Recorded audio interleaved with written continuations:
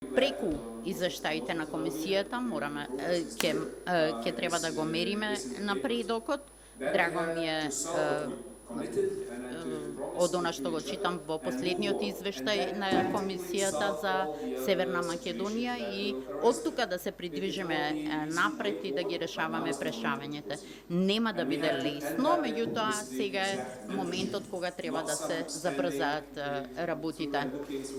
Не може да се стои и да се гледа низ прозорецот и да се стои пред вратата и да се гледа во просторијата каде што се носат одлуките. Треба да се седне на маса заедно со сите останати каде што се носат одлуките. Не може и опозицијата во државата да вели дека е за Европската унија, ако се во прашање законите и реформите поврзани со Европската унија да не учествува во процесите.